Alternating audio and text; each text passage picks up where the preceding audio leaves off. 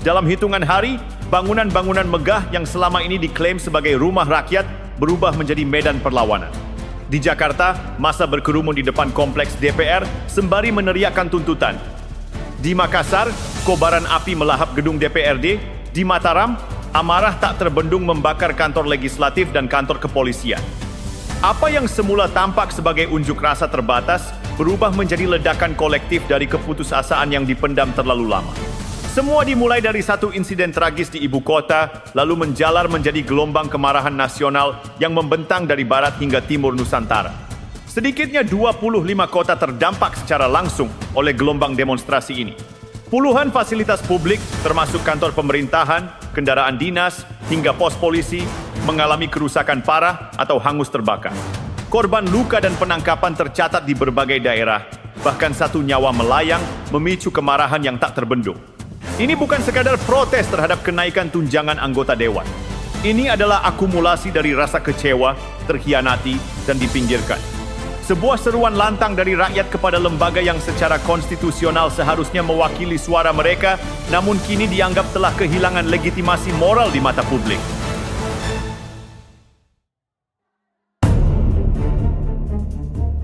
Pada hari Kamis, tanggal 28 Agustus tahun 2025, Kompleks DPR RI di Jakarta berubah menjadi pusat perhatian nasional. Ribuan demonstran, sebagian besar terdiri dari mahasiswa dan pengemudi ojek daring, memadati kawasan Pejompongan dan sekitarnya. Mereka membawa satu pesan yang jelas, menolak kebijakan kenaikan tunjangan anggota DPR yang dinilai tak masuk akal di tengah tekanan ekonomi rakyat. Di tengah kerumunan yang masih berlangsung damai, sebuah insiden tragis terjadi. Afan Kurniawan, seorang pengemudi ojek daring berusia 21 tahun, tewas setelah tubuhnya terlindas kendaraan taktis milik Satuan Brimob. Peristiwa itu terekam oleh kamera warga dan langsung menyebar masif di media sosial dalam hitungan menit. Video yang memperlihatkan tubuh Afan tergilas oleh rantis menjadi pemantik ledakan emosi kolektif di ruang publik digital. Tagar seperti Justice for Afan, DPR biadab, dan Kami Bukan Boneka melesat ke jajaran teratas tren nasional. Platform Instagram dan TikTok dibanjiri kesaksian para saksi mata yang menyatakan bahwa Afan tidak melakukan tindakan anarkis. Ia hanya berdiri di tepi kerumunan, mengenakan jaket ojol, saat iring-iringan kendaraan taktis melaju tanpa peringatan memadai. Pemerintah akhirnya buka suara. Juru bicara istana menyampaikan bahwa Presiden mengikuti perkembangan dengan keprihatinan mendalam. Dari sisi legislatif, Ketua DPR RI Puan Maharani menyatakan permintaan maaf secara terbuka, mengakui bahwa lembaganya telah gagal mendengar suara rakyat dan berjanji mengawal proses investigasi sampai tuntas. Namun di mata publik, permintaan maaf itu datang terlambat. Nyawa telah hilang. Sosok Afan Kurniawan menjadi simbol dari mereka yang termarginalkan oleh sistem. Seorang pekerja lepas, pengemudi yang hanya berusaha mencari nafkah, kini menjadi korban dalam tarik ulur kekuasaan yang tak pernah berpihak. Reaksi masyarakat tak hanya terbatas di ranah daring. Di berbagai kota, ribuan orang turun ke jalan, bukan sekadar menolak kenaikan tunjangan, tetapi membawa foto Afan sebagai wajah dari kegagalan negara melindungi warganya sendiri. Ketika nyawa rakyat kecil melayang di depan gedung DPR, siapa yang masih bisa bilang ini hanya demo biasa? Tragedi yang menimpa Afan menjadi titik balik. Ia bukan sekadar korban, tetapi telah menjelma menjadi pemantik moral bagi gerakan yang jauh lebih besar dari sekadar protes kebijakan. Ini adalah momen ketika darah di aspal mengungkap jarak yang semakin menganga antara wakil rakyat dan yang mereka wakili. Sumber-sumber resmi seperti CNN Indonesia dan Bloomberg Technos mengonfirmasi fakta-fakta kejadian. Sementara bukti visual yang beredar di TikTok dan Instagram mengunci narasi bahwa insiden ini bukan kecelakaan belaka, melainkan gambaran nyata dari kekacauan sistem yang semakin tidak manusiawi.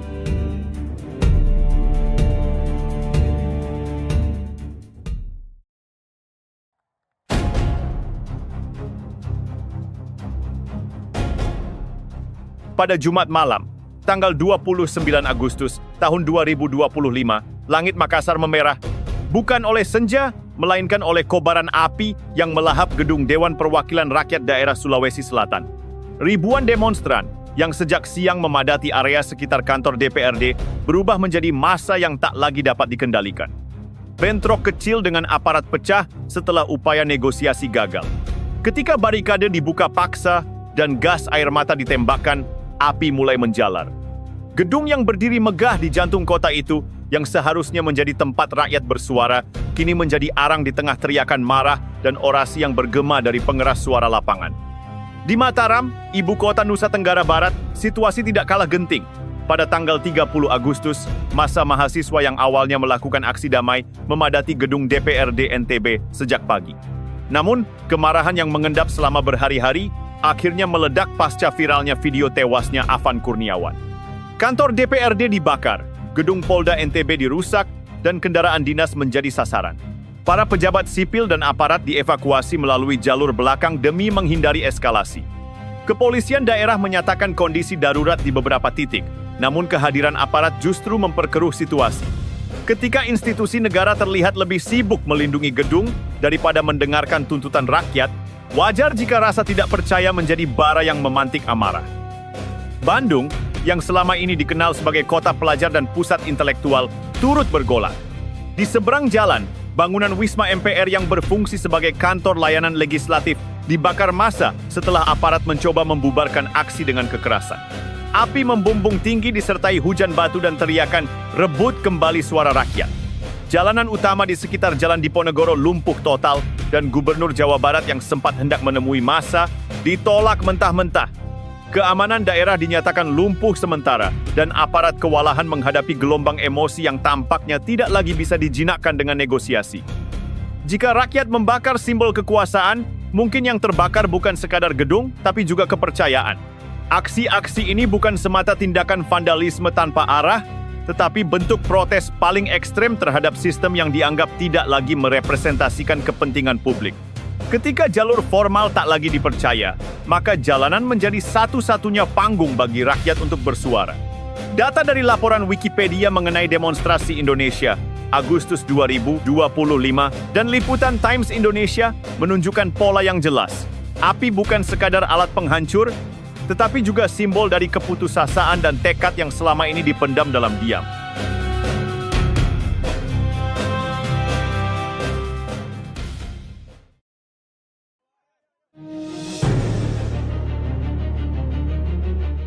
Di tengah gelombang demonstrasi nasional yang semakin membesar, satu peristiwa pada malam ke-30 Agustus menyita perhatian publik. Rumah mewah milik Ahmad Sahroni, Wakil Ketua Komisi 3 Dewan Perwakilan Rakyat Republik Indonesia, yang terletak di kawasan elit Jakarta Utara, diserbu massa. Tidak ada api yang membakar bangunan seperti di Makassar atau Mataram, tetapi amarah yang tertuang jauh lebih tajam. Pagar rumah dijebol paksa. 2 mobil mewah yang terparkir di halaman, termasuk 1 unit mobil listrik buatan Eropa dan 1 sedan hitam keluaran terbaru, dihantam dengan batu dan besi hingga rusak berat. Pecahan kaca berserakan, dan yang lebih mengejutkan, lembaran uang $100 Amerika ditemukan tercecer di halaman, menjadi bukti visual yang memicu reaksi keras dari masyarakat luas. Rekaman video amatir yang diunggah warga memperlihatkan kerumunan yang mengamuk, sebagian memukul pagar, sebagian lain hanya berdiri dan menyaksikan dengan ekspresi dingin.